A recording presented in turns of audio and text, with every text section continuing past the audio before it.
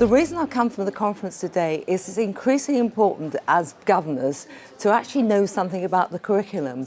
And an awful lot of chairs are women like me who are slightly older, who've got a portfolio career.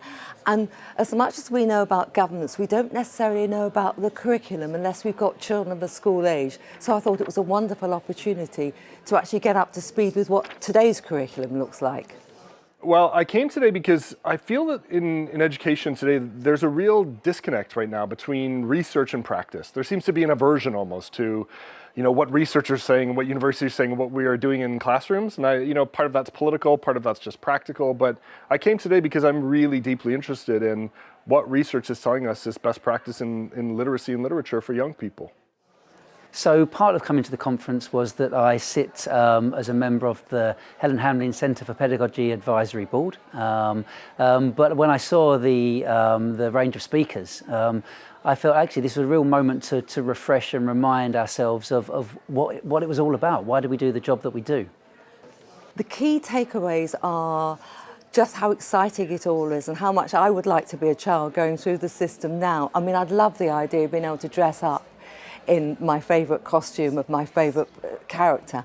I love the idea of inclusivity. Our school is 98% children from a different ethnicity, different ethnic backgrounds. And so the idea of people having their own agency and being able to express themselves and be truly authentic, I think is just so powerful. This is by far the best conference on literacy that I have attended in all my years in the UK, and I think we're at 13 now.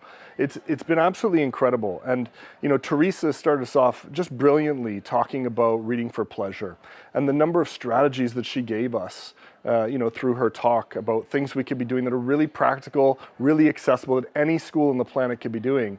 I mean, it really, really struck a chord with me.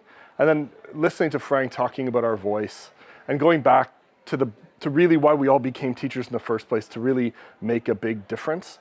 And the last speaker, Farah, I thought was incredible, talking about inclusion, equity, globality, multi-ethnicity. I think making sure that we include that in all of our programming, not just literacy, I think is absolutely essential, and I'll be taking all of that away.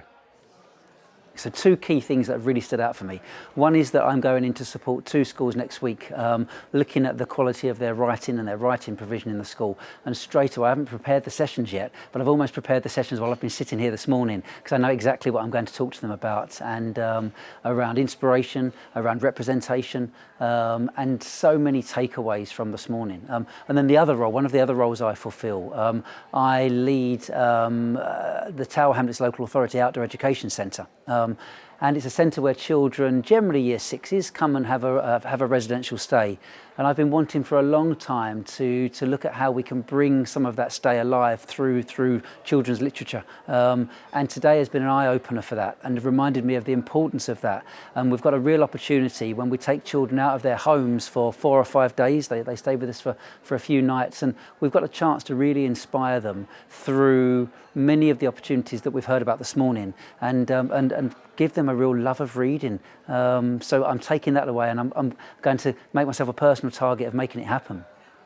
How it's going to help is hopefully when our head teacher gives us feedback about the curriculum, I'm actually going to have a far better grasp of what he's actually talking about, because I've seen it, I've smelt it, I've seen other teachers talk about it. So I know that he's not just talking from his perspective, and hopefully that can cascade around to the other governors that we've got on our board as well. So I'm thinking it's a cascading experience, it's an understanding experience, and it's just getting me up to speed generally.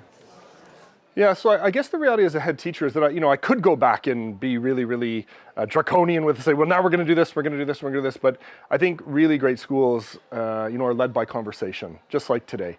And so what this is going to do is it's going to bring me back to my school, and it's going to initiate conversations with the incredible people that I work with that are going to begin taking a look at this sort of information and making changes across our setting.